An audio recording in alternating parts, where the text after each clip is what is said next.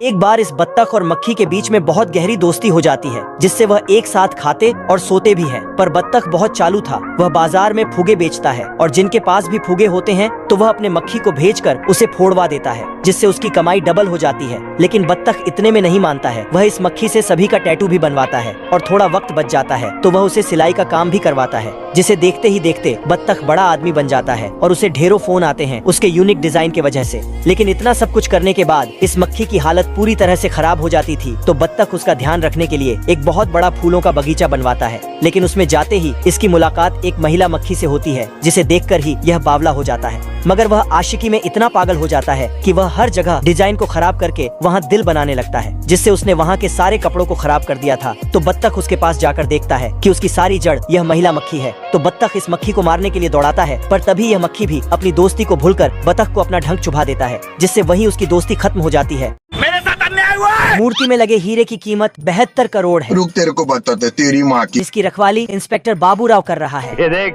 असली असली। यह चोर शेख बनकर आया। बीवी जी नमस्ते।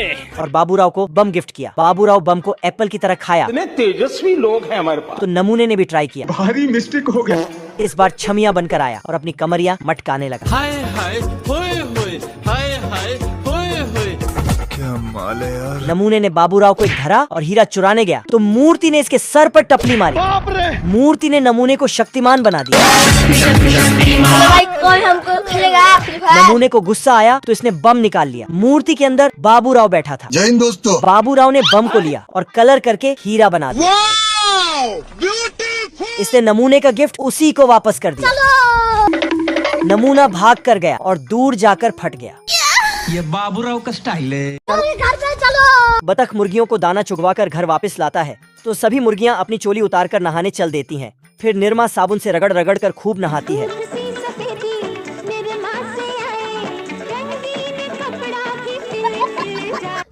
नहा धोकर बदन पोंछती है और अपनी चोली वापस पहन लेती है। मुझसे कोई स्मार्ट बताओ। फिर बतख हनी सिंह के तड़कते भड़कते गाने लगाता है तो ये सभी धड़ा धड़ा अंडे देना शुरू कर देती है। तो तंदूरी मुर्गी हुआ कटकाले सैया अल्कोहल से।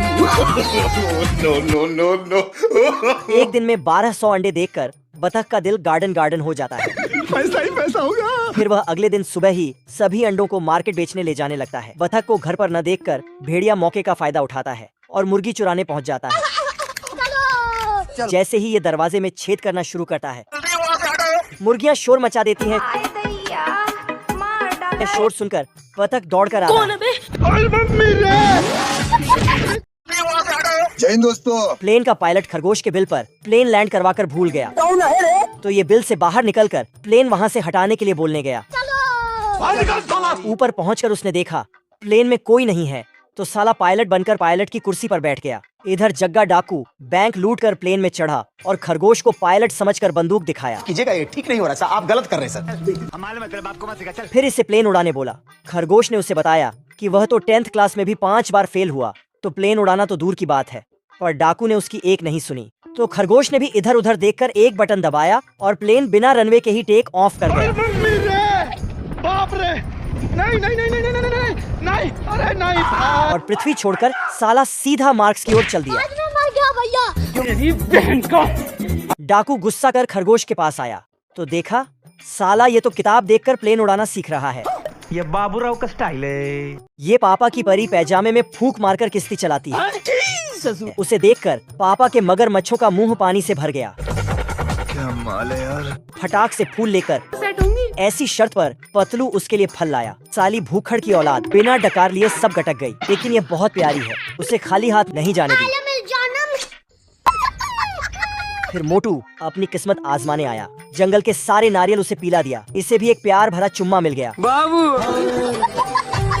चिमकांडी खा पीकर पानी में गर्मियों के मजे लेने लगी। मोटू मौके पर चौका लगाने छलांग लगाता है। पानी के नीचे रॉन्ग नंबर लग गया। सॉरी। दोनों सर फिरे आशिक की तरह उसके लिए मार पिटाया करने लगे, लेकिन साला पापा की परी तो पापा के परे से पट गई।